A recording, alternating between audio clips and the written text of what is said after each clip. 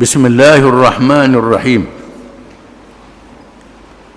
Langkah pertama yang dipikirkan munasabah ialah mereka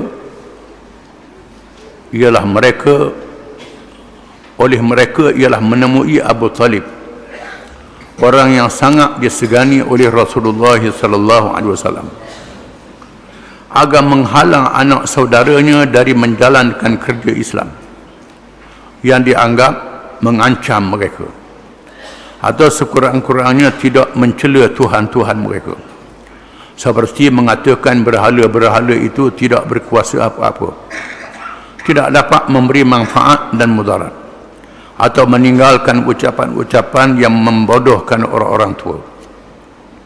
Apabila mereka tidak senang dengan dakwah yang dibawa oleh Rasulullah sallallahu alaihi wasallam, mereka merasa terhina, mereka rasa dibodoh. Memang bodoh sungguh, dan memang hina sungguh. Mereka tak boleh jawab hujah-hujah Nabi sallallahu alaihi wasallam, sama ada hujah cakap ataupun hujah perbuatan. Lalu mereka fikir macam mana cara nak sekat Nabi daripada berdakwah. Akhirnya mereka bertemu. Caranya ialah bertemu dengan Abu Talib, pak saudara Nabi, orang yang jaga Nabi selepas ayah dia dan toki dia meninggal dunia. Sudah tentulah Nabi akan segan, malu kepada Abu Talib. Mereka membuat keputusan bertemu dengan Abu Talib supaya Nabi berhenti daripada menjalankan dakwah Islam. Rombongan menemui Abu Talib. Ibn Ishaq telah menyebut di dalam riwayatnya, beberapa orang pembesar Quraisy pergi menemui Abu Talib. Mereka menegaskan, wahai Abu Talib, sesungguhnya anak saudara kamu telah mencela Tuhan-Tuhan kami, menghukum sesat terhadap ibu bapa kami. Maka pilihlah sama ada kamu mahu melarangnya atau kamu serahkan urusannya kepada kami. Jika kamu juga mempunyai sikap tidak bersetuju dengan ajarannya seperti kami, maka kami mengharapkan kamu dapat melepaskan kami dari dipersalahkan. Abu Talib telah menolak rombongan Quraisy dengan cara yang baik. Lalu pulanglah mereka dengan perasaan yang hampa. Mereka pujuk Abu Talib, pujuk supaya larang anak saudaranya Nabi Muhammad sallallahu alaihi wasallam yang mereka rasa telah menghina Tuhan-Tuhan mereka, Tuhan yang salah, sesat, membodohkan fikiran orang tua yang menyembah berhala. Memang bodoh. Abu Talib kata, aku tak boleh larang dia. Abu Talib pun sedar bahawa anak saudara dia seorang yang baik, seorang yang betul. Cara mereka pujuk Abu Talib, kalau sekiranya mu ikut agama nenek moyang sama dengan kami, larang anak saudaramu, jangan buat lagi kerja dakwah ini.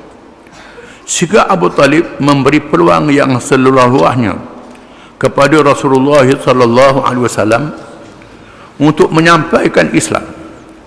Hal ini menyebabkan kemarahan orang-orang Quraisy, bukan sahaja terhadap Rasulullah tetapi juga terhadap Abu Talib. Menyebabkan mereka marah kepada Abu Talib juga, bukan saja kepada Nabi SAW. Lalu mereka datang membawa ancaman yang keras terhadap Abu Talib. Mereka menyatakan, wahai Abu Talib, sesungguhnya kami dianggap sebagai orang-orang tua dan mempunyai kedudukan yang tinggi di kalangan kami. Kami telah meminta supaya kamu melarang anak saudaramu dari menjalankan kerjanya, tetapi kamu tidak melarangnya. Sesungguhnya demi Allah, kami tidak sabar lagi melarangnya. Sesungguhnya demi Allah, kami tidak sabar lagi terhadapnya dengan kerjanya memaki ibu bapa kami, membodohkan pandangan kami dan mencela Tuhan kami. Cegahlah ia daripada menjalankan kerja ini, ataupun kami dan kamu berlawan sehinggalah salah satu daripadanya dikalahkan. Kalau degil juga kita berlawan ni ikutlah perang ke apa ke. Itu saja pilihannya. Kalau mu tak sanggup, larang anak saudaramu daripada menjalankan kerja Islam. Lalu Abu Talib menyatakan kepada Rasulullah sallallahu alaihi wasallam, wahai anak saudaraku, kaummu telah datang menemui aku dan menyatakan begini-begini dengan menceritakan apa yang diminta oleh pembesar-pembesar Quraisy. Maka peliharalah dirimu dan diriku, janganlah bebankan aku dengan perkara-perkara yang aku tidak mampu memikulnya, kata Abu Talib kepada Nabi SAW. Mereka sudah mengugut, sudah memberi ancaman kepada aku nak buat apa saja. Wahai Muhammad, jangan menyusahkan dirimu dan menyusahkan aku juga. Apabila mendengar permintaan Abu Talib, Rasulullah SAW bersabda dengan tegasnya, ya ammi, wallahi law wada'u syamsa fi yamini wal qamara fi yasari ala an atruka hadzal amra hatta yuzhirahu Allahu ahlika fihi ma taraktu. Maksudnya, wahai bapa saudaraku, demi Allah, jika sekiranya mereka meletakkan matahari di kananku dan bulan di kiriku, agar aku meninggalkan urusan agama ini, sama ada dimenangkan oleh Allah Subhanahu wa ta'ala, atau aku dibunuh di dalam menegakkannya, nescaya aku tidak meninggalkannya, kata Nabi. Oleh kerana urusan ini urusan Allah, Allah Ta'ala mengatasi segala-galanya. Di sini menguji seseorang, mencoba seseorang, sama ada kasih pada Allah atau kasih pada manusia. Manusia itu sama ada ayah dia, mak dia, pak saudara dia, orang yang rapat dengan dia. Mana lebih Allah dengan manusia. Walaupun manusia itu ayah, mak, pak saudara, siapa sahaja, mana lebih antara duanya. Banyak orang dia berasa ayah lebih, kawan lebih, malu ke kawan, malu ke ayah. Dia tak sedar Allah Ta'ala yang lebih daripada segala-galanya. Allah Ta'ala yang menjadikan kita daripada tak ada pada ada. Allah Ta'ala yang jaga kita sejak dalam perut ibu, bukan mak kita jaga dalam perut. Dia lahirkan ke dunia. Allah Ta'ala yang beri rezeki kepada kita, jaga sepanjang masa kita tak nampak. Nampaknya manusia cokoh tengok depan kita, itu saja. Manusia beri makan kita, tak sedar rezeki daripada Allah Ta'ala. Allah Ta'ala beri. Manusia-manusia itu sebab saja, sebab saja, hakikatnya daripada Allah Ta'ala semua. Dengan sebab itu, bila seorang mati menerima bencana, disuruh sebut inna lillah wa inna ilaihi raji'un. Sesungguhnya kami adalah milik bagi Allah dan kami kembali kepada Allah. Semua daripada Allah. Dan semua daripada Allah, maka Allah hendaklah kasih daripada segala-galanya. Ini pengajaran yang kita kena sedar. Nabi jawab kepada pak saudara dia dengan tegas. Maka memilih Allah, memilih perintah Allah. Kalau dia letakkan matahari di kanan, bulan di kiri, bumi pijak datang ada, tambah matahari, tambah bulan lagi, segala isinya beri kepada aku. Bukan beri berapa ringgit, beri berapa pangkat. Kalau beri bumi, matahari dan bulan, beri pada aku, supaya aku meninggalkan urusan menyatakan Islam. Sama ada Islam menang ataupun aku mati, nescaya aku tidak akan berhenti daripada menjalankan tugas ini. Ini ketegasan yang ditunjukkan oleh Nabi SAW. Seterusnya orang-orang Quraisy membawa satu cadangan baru kepada Abu Talib, iaitu dengan membawa seorang pemuda yang bernama Umarah bin Al-Walid. Mereka berkata, wahai Abu Talib, inilah dia Umarah bin Al-Walid, seorang pemuda yang paling gagah perkasa dan kacak rupawan. Ambillah dia sebagai tebusan dan penolongmu, ambillah ia sebagai anakmu, dan serahlah kepada kami anak saudaramu yang menentang agamamu dan agama nenek moyangmu, yang memecah belahkan kaummu dan membodohkan pendapat mereka. Biarlah kami bunuh dia, kita tukar seorang demi seorang. Mereka sanggup tukar Nabi dengan pilih pemuda-pemuda yang kacau.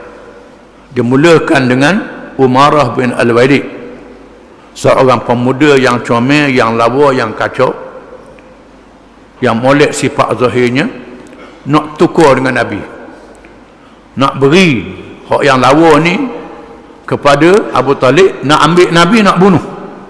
Abu Talib menjawab, demi Allah, alangkah jahatnya apa yang kamu kemukakan supaya aku melakukannya. Adakah menasabah kamu serahkan kepadaku anak kamu supaya aku menanggung makan minumnya, dan aku pula memberi anak saudaraku kepada kamu untuk membunuhnya? Demi Allah, pendapat seperti ini tidak berlaku sekali-kali. Bodoh. Musuh orang lain beri ke aku, suruh jaga supaya beri makan. Anak saudara aku beri kamu membunuh.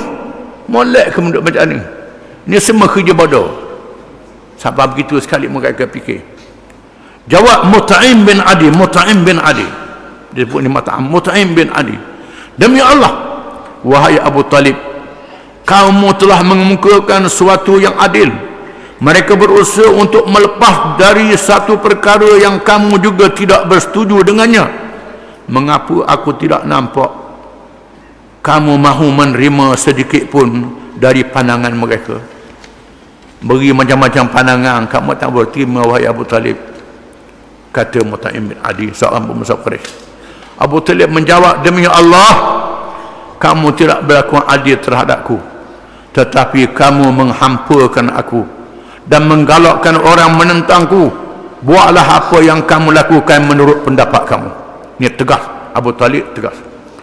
Lalu keadaan makin bertambah buruk, suasana bertambah tegang, pertelengkahan menjadi makin sengit.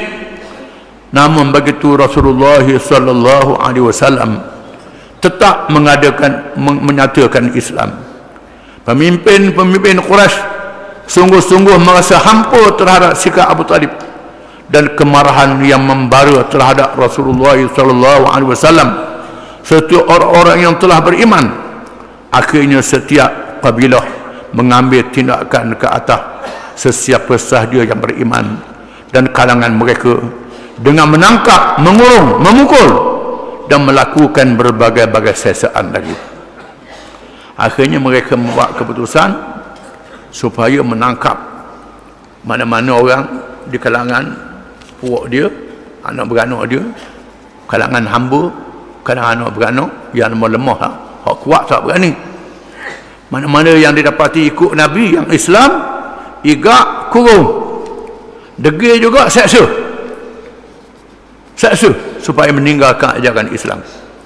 Maka berlakulah kezaliman dan kejahatan yang menimpa Nabi dan sahabat-sahabatnya, yang menjadi ujian yang dahsyat yang akan kita baca seterusnya. Wallahu alam.